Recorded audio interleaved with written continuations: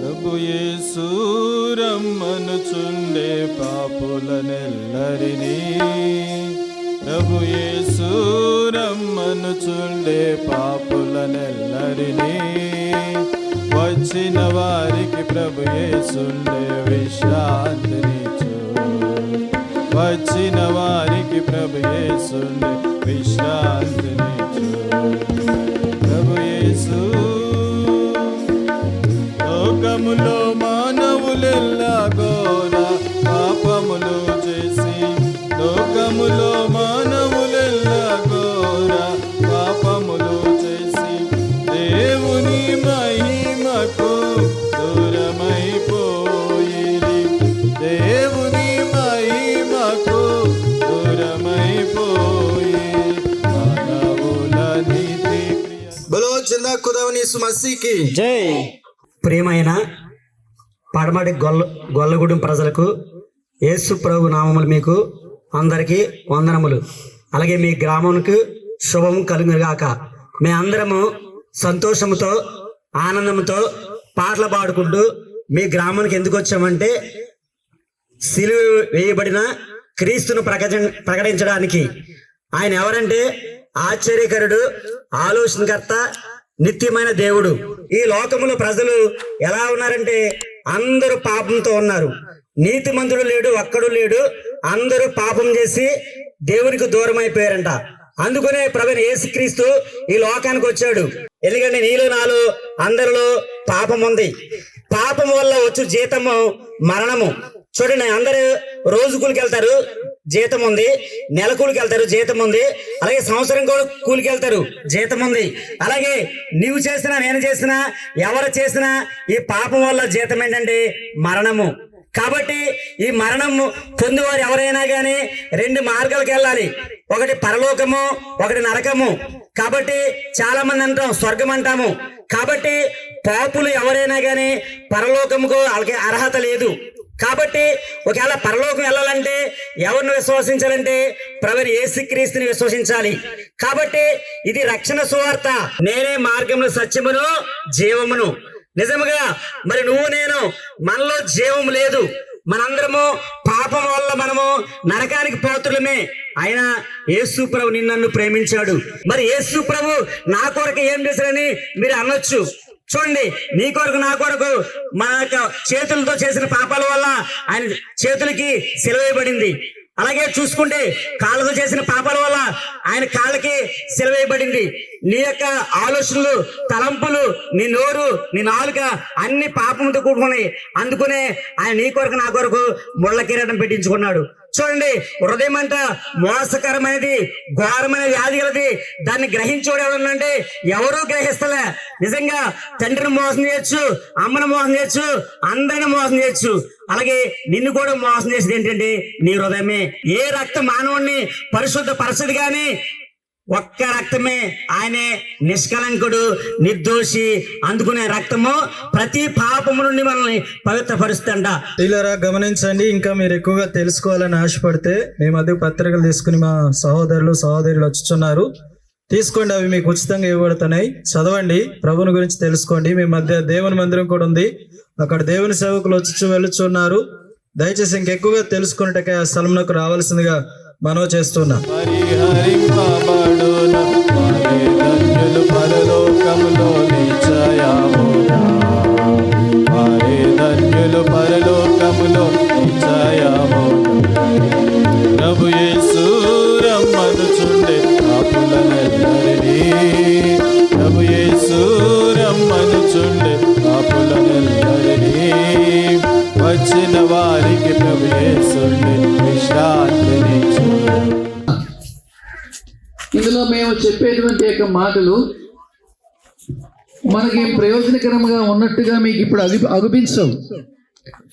ఈ మాటలు ఎప్పుడు ప్రయోజనకరము అని అంటే, మనం ఒక దినమున ఈ లోకములో ఉన్న వాళ్ళందరూ కూడా, బ్రతికి ఉన్న మనం అందరం కూడా ఒకరోజు ఈ లోకాన్ని విడిచిపెట్టి వెళ్ళిపోవాల్సి వస్తుంది. వెళ్ళిన తరువాత మానవుని యొక్క ఆత్మ, జీవుడు ఈ లోకాన్ని వదిలిపెట్టి వెళ్ళిపోతాడు, ఈ శరీరాన్ని వదిలిపెట్టి వెళ్ళిపోతాడు. ఎక్కడికి వెళ్తాడు అనేటువంటి యొక్క ప్రశ్న మనందరిలో మిగిలిపోయింది. ఏమో అనేవాళ్ళు కొద్దిమంది ఉంటే, కొద్దిమంది ఎక్కడికి పోతాము, వచ్చిన కాడికి వెళ్ళిపోతాం అనేవాళ్ళు కొద్దిమంది ఉన్నారు. కొంతమంది దేవుని దగ్గరికి వెళ్తాం అనేవాళ్ళు ఉన్నారు. కొంతమంది అసలు ఎందుకు ఇవన్నీ తెలుసుకోవాల్సిన అవసరం ఏముంది అని ఆలోచించే వాళ్ళు కూడా ఉన్నారు. అయితే ఒక వాస్తవికమైన విషయం ఏమిటి అని అంటే, మరణము అనేటువంటిది అందరికీ వస్తుంది అనే విషయాన్ని అందరం ఒప్పుకుంటున్నాం. మరి శరీరం అనేటువంటిది మనం ఏదైతే ఇంతకాలం పోషించుకుంటూ వచ్చినామో అది ఇక్కడ మట్టిలో కలిసిపోతుంది అనే విషయంలో కూడా అందరం ఒప్పుకొనుస్తూనే ఉన్నాం, కలిసే మాట్లాడుకుంటున్నాం. వెళ్ళిపోయిన జీవం విషయమై మనకు అనేక రకములైన సందేహాలు ఉన్నాయి. ఒక్కొక్క విధంగా మాట్లాడుకుంటున్నాం. ఆ రకంగా మాట్లాడుకోవడంలోనే మనకు తేడా వచ్చింది. ఆ మాట్లాడుకునే వాళ్ళని బట్టి మతం ఏర్పడింది. మాది వేరే మతం, మీది వేరే మతం, మాకు మీకు సంబంధం లేదు అనేటువంటి ఒక తేడాలు మనం ఏర్పరచుకున్నాం. కాబట్టి మానవులు ఎవరు ఏమైనప్పటికీ కూడా సమస్త మానవులు దేవుని చేతనే కల్పించబడ్డారు అని అన్ని మత గ్రంథాలు జ్ఞాపకం చేస్తున్నాయి. దేవుని చేతనే మానవులందరూ కల్పించబడిన మానవులు ఒక దినమున దేవుని దగ్గరికి వెళ్ళాలి. దేవునితో కూడా మన జీవుడు అక్కడ ఉండాలి. సో దాన్ని మనం పరిపరి విధాలుగా పిలుస్తూ ఉన్నాం. స్వర్గం అంటున్నాము, మోక్షం అంటున్నాము, పరలోకం అంటున్నాము, ఖుదా అంటున్నాము, రకరకాల ఏదో మాట్లాడుకుంటున్నాం, భాషలు బట్టి రకరకాలుగా చెప్పుకుంటున్నాం. ఏదేమై ఉన్నప్పటికీ మనం జ్ఞాపకం చేసుకోవాల్సినటువంటి విషయం ఏంది అని అంటే, దేవుని దగ్గరికి ఎలాగ వెళ్తాము అని అంటే దేవుడు జ్ఞాపకం చేశాడు. దేవుడు మనుషులందరినీ కూడా యథార్థవంతులుగా పుట్టించాడు, కానీ వారు వివిధములైన తంత్రములు కల్పించుకున్నారు అని పరిశుద్ధ గ్రంథం బైబిల్ జ్ఞాపకం చేస్తుంది. అంటే ఈ తంత్రాలు, రకరకాలైనటువంటి తంత్రములు కల్పించుకున్నాడు. మాయ మాటలు, మాయ రకాల అన్ని విషయాలన్నీ కూడా నేర్చుకున్నాడు. దీంట్లో నుంచి మానవుడు నైతికమైన విలువలు కోల్పోయాడు, అంటే నీతిని కోల్పోయాడు. దేవుడు ఎవరిని అందరినీ కూడా యథార్థవంతులుగాను నీతిమంతులుగాను దేవుడు చేశాడు. కానీ మానవుడు తాను ఆ యొక్క యథార్థతలో నుండి, నీతిలో నుండి తొలగిపోయాడు. దేవుని దగ్గరికి మనం అందరం వెళ్ళాలి అంటే మనము నీతిమంతులముగా చేయబడాలి, అంటే నీతిమంతులుగా అయి ఉండాలి. మనం నీతిమంతులంగా ఉండకుండా దేవుని యొక్క ధర్మాన్ని మనం ఆచరించడంలో విఫలమైనాం. దేవుడు ధర్మాన్ని మనకి పెట్టాడు. ఎన్నో రకాల ధర్మాలు మనం చూస్తూ ఉన్నాం. ఈ విధంగా ఉండాలి. పిల్లలకు ఒక రకమైన ధర్మం, భార్యలకు ధర్మం, భర్తలకు ధర్మం, టీచర్లకు ధర్మం, ఉద్యోగస్తులకు ఒక ధర్మం. ప్రతి ఒక్కరికి కూడా వారి వారి విధులు, ధర్మాలు, నడుచుకోవలసినటువంటి విధానాన్ని దేవుడు ఏర్పాటు చేశాడు. దాన్ని ధర్మశాస్త్రము లేకపోతే నైతికమైన విలువలు కలిగిన పుస్తకము అంటున్నాం. అయితే దేవుని యొక్క వాక్యం సెలవిస్తుంటుంది, ఏ భేదమును లేదు, అందరూ పాపము చేసి దేవుడు అనుగ్రహించు మహిమను పొందలేకపోతున్నారు. అంటే అర్థం ఏంటంటే, లోకములో ఉండేటువంటి ఎవరైనా సరే, ఏ మతస్థుడైనా సరే, ఏ కులస్థుడైనా సరే, ఏ జాతివాడైనా సరే, ఏ ప్రాంతపు వాడైనా సరే, ప్రతి మానవుడు కూడా ఈ ధర్మముల నుండి తొలగిపోయాడు అంటున్నాడు. ధర్మాన్ని నిర్వర్తించలేకపోతున్నారు. మనం చెప్పుకుంటున్నాం, ధర్మాన్ని కాపాడండి, ఆ ధర్మమే నిన్ను కాపాడుతుంది అంటున్నారు. ధర్మో రక్షితి రక్షితః అని చెప్పుకుంటున్నాం మనం. కానీ ఆ ధర్మాన్ని కాపాడడంలో విఫలమైపోయినాం. ఎక్కడ చూసినా మోసము, అన్యాయము, దుర్మార్గము, ఎన్నో రకాలైనటువంటి చెడు విషయాలు, చిన్న పెద్ద తారతమ్యం లేకుండా, గౌరవం లేకుండా మానవుడు బరితెగించి పాపములో జీవిస్తుంటున్నటువంటి యొక్క సమయంలో దేవుడు మనకు గుర్తు చేసేటువంటి విషయం ఏంటంటే, ప్రతి మానవుడు, ఏ కులస్తుడు, ఏ మతస్థుడైనా కావచ్చు, చెప్పే మీరు కరెక్ట్ అనయ్యా అని అడిగితే, ఏ మతము కూడా, ఏ మతస్థుడు కూడా దేవుని యొక్క ధర్మములో నుండి తప్పిపోయిన వాడే అని బైబిల్ కూడా చెప్తుంది. మేము చెప్పడమే కాదు, ప్రతి ఒక్కరు తప్పిపోయారు అని. అయితే తప్పిపోయి మనం ఎలా దేవుని దగ్గరికి పోతాము? పోలేం.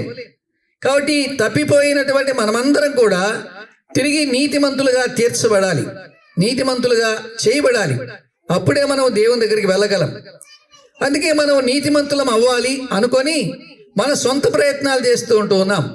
దానము చేస్తున్నాము, ధర్మము చేస్తుంటున్నాము, మరి కొన్ని రకాల యాగాలు చేస్తుంటున్నాము, నీటి స్నానాలు చేస్తుంటున్నాము, నదుల్లో మరి మునుగుతూ రకరకాల మనకు తోచినటువంటి విధానములలో మనం నీతిమంతులంగా అయి నీతి కార్యాలు చేసి దేవుని దగ్గరికి వెళ్ళాలి అని ప్రయాసపడుతూ ఉంటున్నాం.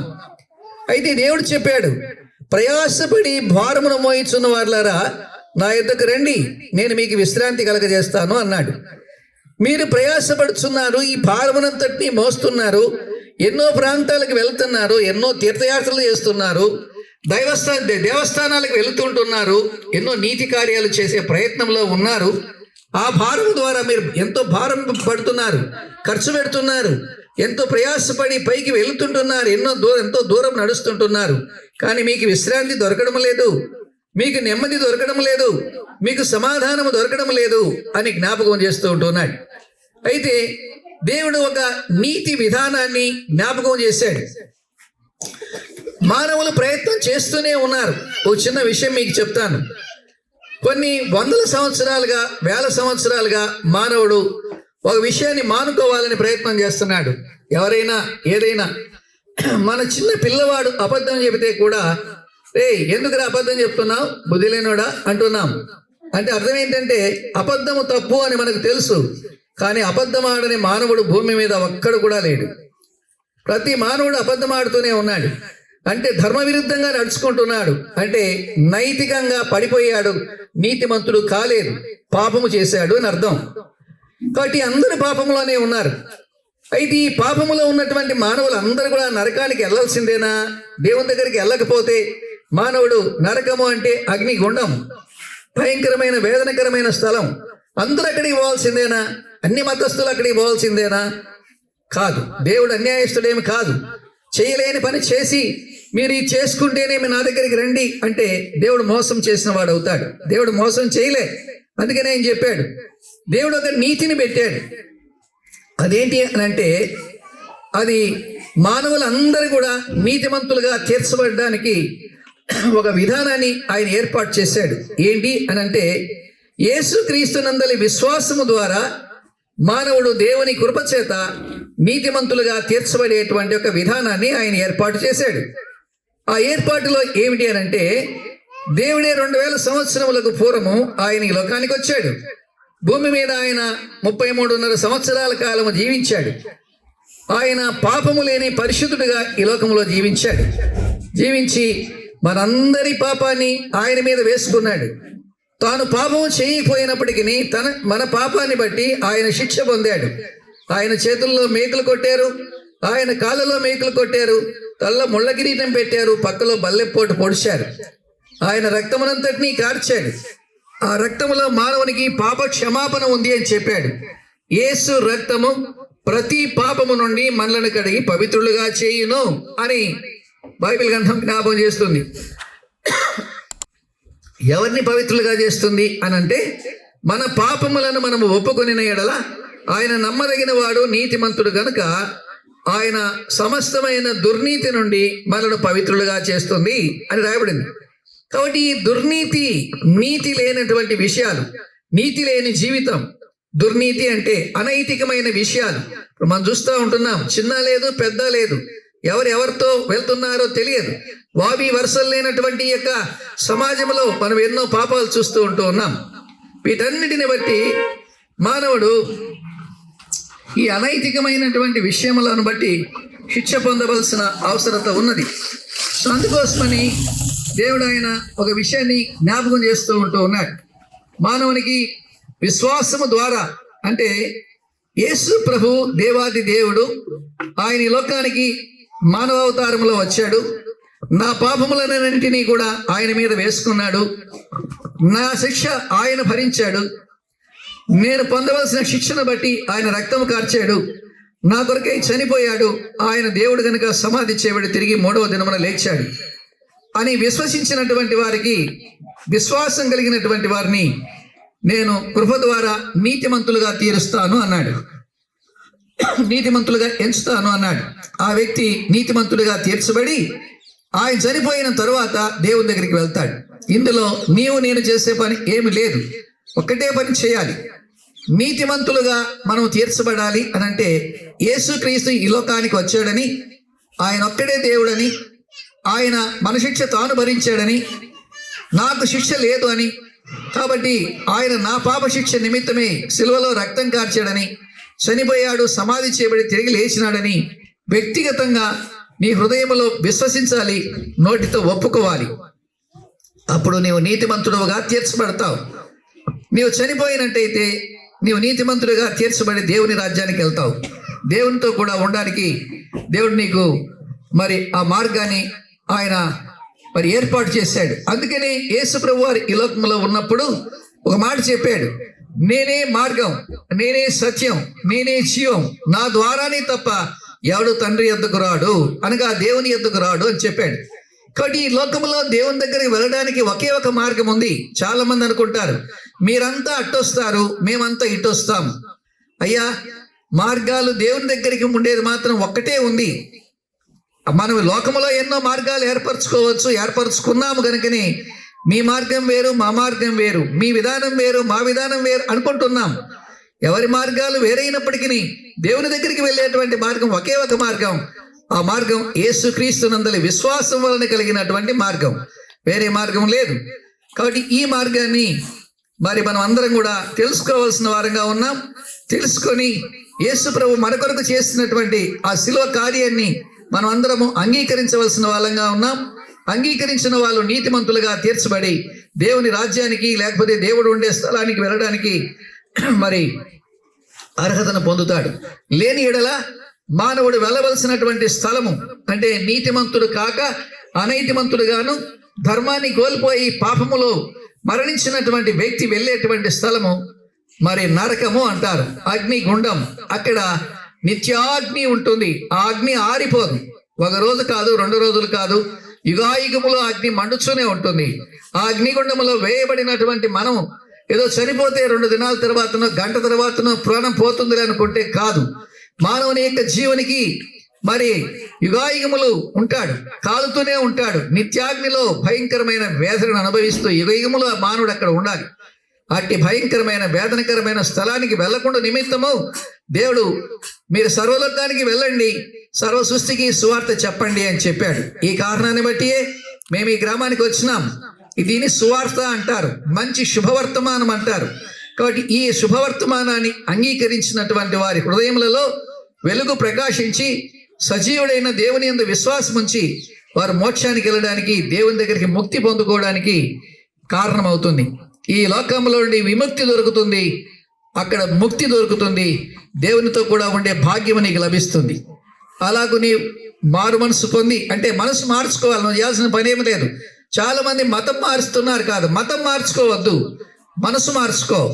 మనసు మార్చుకొని నువ్వు ఈయన రక్షకుడని నమ్మి నీ కొరకు శిల మీద ఆయన మరణించినాడని, సమాధి చేయబడి తిరిగి లేచినాడని ఒప్పుకోవడం ద్వారా నీ పాపము నుండి నువ్వు విడుదల పొంది దేవుని రాజ్యానికి పోవడానికి పాత్రుడు అవుతావు. అందుకని దేవుని యొక్క వాక్యంలో ఇలాగ రాయబడి ఉంది, కాగా యేసుక్రీస్తు నందున్న వారికి ఏ శిక్షా విధియు లేదు అని. కాబట్టి యేసుక్రీస్తులోనికి నీ వస్తే, అంటే ఆయన్ను అంగీకరిస్తే నువ్వు దేవుని బిడ్డగా చేపడతావు, దేవుని కుమారుడుగా చేపడతావు, శిక్షల నుండి తప్పించుకుంటావు, దేవుని రాజ్యానికి వెళ్తావు. ఇంత గొప్ప భాగ్యం నీవు పొందాలని ఆశపడుతూ ఉంటే నువ్వు చేయాల్సిన పని ఏమి లేదు. యేసయ్యా, నువ్వు ఈ లోకానికి వచ్చిన దేవుడవు, ఏకైక దేవుడవు, నువ్వు అక్కడవే నా పాపముల కొరకే రక్తం కార్చావు, చనిపోయావు, సమాధి చేయబడ్డావు, తిరిగి లేచినావని నమ్ముచున్నా. నీ ద్వారానే నాకు ముక్తి ఉంది, నీ ద్వారానే దేవుని రాజ్యం ఉందని హృదయపూర్వకంగా విశ్వసిస్తున్నాను. నా హృదయంలోనికి రా, నా పాపములను క్షమించు, నన్ను నీ బిడ్డగా అంగీకరించు, యేసు నామములో ప్రార్థిస్తున్నాను తండ్రి అని చెప్పగలిగితే నువ్వు ఒకరోజు దేవునితో కూడా ఉంటావు. ఈ గొప్ప భాగ్యం నీవు పొందుకోవాలని ప్రేమతో నిన్ను ఆహ్వానిస్తూ ఉన్నాం. నీవు ఇలాగొచ్చి ఇక్కడే మందిరం ఉంది, శాలేము ప్రార్థనా మందిరం అని, మరిన్ని విషయాలు నీవు తెలుసుకోవచ్చు. ప్రియులు మరి అలాగున్న గోపాల్ నగర్ నుంచి వచ్చేటువంటి వాళ్ళు, ఉప్పలపాడు నుంచి వచ్చే వాళ్ళు మీకు కొన్ని విషయాలు తెలియజెప్తారు. మీరు సత్యాన్ని అంగీకరించి దేవుని రాజ్యానికి పాత్రలు కావాలని యేసు ప్రభు నామములో ప్రేమతో మిమ్మల్ని ఆహ్వానిస్తుంటున్నాం. దేవుడి ఈ వాక్య భాగాన్ని దీవించునుగాక, మీ కుటుంబాలను దీవించునుగాక, మీ పిల్లలను దీవించునుగాక, మీకు అందరికీ ప్రయోజనకరముగా ఉండునుగాక. మరి మీరందరూ మేలు పొందాలని యేసు ప్రభు నామములో మీ కొరకు మేము ప్రార్థన చేస్తాం. హృదయములోనే మదిలేక వేసారి విసిగిన బ్రతుక, హృదయములోనే మదిలేక వేసారి విసిగిన బ్రతుక, గడసారి నిరీక్షణ ఇదే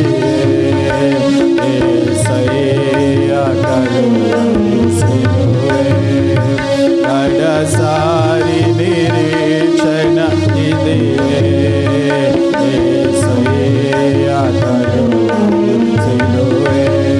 నానవా మరలిరా ప్రభు పడమటి గొల్లగూడెం గ్రామ ప్రజలకు ప్రభు అయిన యేసుక్రీస్తు నామంలో ఈ సాయంత్రకాలం శుభాలు తెలియజేస్తూ ఉన్నాం.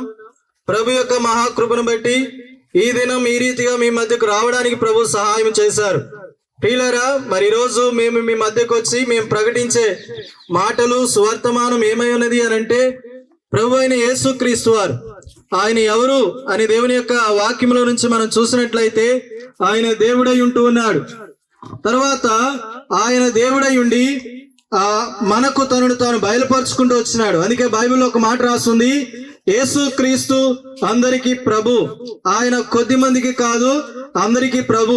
మరొక చోట పరిశుద్ధ గ్రంథం బైబిల్ రీతిగా సెలవిస్తూ ఉన్నది, ఆయన అందరినీ సృష్టించాడు, మనమందరము ఆయన చేత సృష్టించబడిన ప్రజలమని దేవుని యొక్క వాక్యంలో సెలవిస్తుంది. ఆయన లేకుండా ఏది కలగలేదు. మరి ఇలాంటి దేవుడు, ఒక్కడైన దేవుడు, ఏకైక దేవుడు, నిన్ను నన్ను పుట్టించిన దేవుడు మరి ఎలా మర్చిపోయినాం, ఎలా అయిపోయింది, ఆయన మనకు తెలియదే, ఆయన మనము ఎరగలేదే అని మనం అనుకోవచ్చు. ప్రియులారా, అది వాస్తవం. అందుకొరకే ఈ సువార్తమానం నీకు తెలియజేయడం కొరకు మేము మధ్యకు వచ్చినాం. అయితే మానవుడు దేవునికి దూరం అయిపోవడానికి, మానవుడు దేవునికి దూరం అయిపోయి దేవుణ్ణి కనుగొనలేక, దేవుణ్ణి చూడలేక, దేవుణ్ణి చేరుకోలేక మానవుడు పతనమైపోవడానికి, నాశనం అయిపోవడానికి కారణం ఏంటి అని అంటే, బైబిల్ ఈ రీతిగా సెలవిస్తున్నది, ఏ భేదమును లేదు, అందరూ పాపము చేసి దేవుడు అనుగ్రహించు మహిమను పొందలేకపోతున్నారు. పాపమును చూసి, పాపమును సహించి, పాపమును ఓర్చుకుని, పాపులను చేర్చుకునే దేవుడు మరి ఇలాంటి పరిస్థితిలో పరిశుద్ధుడైనటువంటి దేవుడు, పాపమును ఓర్చలేనటువంటి దేవుడు మానవుని దూరం పెట్టినాడు. అంటే మానవుడు పాపమును బట్టి దేవునికి దూరం అయిపోయినాడు. బైబిల్ ఏ రీతిగా సెలవిచ్చింది. కాబట్టి అలాంటి మానవుణ్ణి దేవుడు తన యొద్దకు చేర్చుటకు, తిరిగి సమకూర్చుకొనుటకు ప్రభువే ఈ లోకంలోనికి రావాల్సి వచ్చింది. ఆయన వచ్చాడు. ఆయన పేరే ప్రభు అయిన యేసుక్రీస్తు వారు. ఈయన ఒక మతానికి దేవుడు కాడు, ఈయన ఒక కులానికి దేవుడు కాడు, ఈయన ఒక దేశానికి దేవుడు కాడు, అందరికీ ప్రభు. నీవు నేను మన ముందున్న వారు ఈ దేవుని ఎరగలేకపోవడానికి కారణం, ఈ దేవుని తెలుసుకోలేకపోవడానికి కారణం బైబిల్లో సెలవిస్తుంది, మన పాపములే. ఎప్పుడో మానవుడు త్రోవ తప్పిపోయాడు, ఎప్పుడో మానవుడు దేవుని విడిచిపెట్టాడు. ఇలాంటి పరిస్థితుల్లో దేవుడు మానవుని ప్రేమించాడు. ప్రియుడా, పాపము చేత దేవుని నెరుగక దేవునికి దూరమై లోకమును విడిచిపెడితే బైబిల్లో సెలవిస్తున్న మాట, అగ్ని ఆరదు, పురుగు చావదు, నిత్యాగ్ని గుండానికి వారసులం అవుతాం, నిత్యాగ్ని గుండంలోనికి వెళ్ళిపోతాం. మానవుడు ఏదో ఒక రోజు ఈ లోకాన్ని విడిచిపెట్టాలి.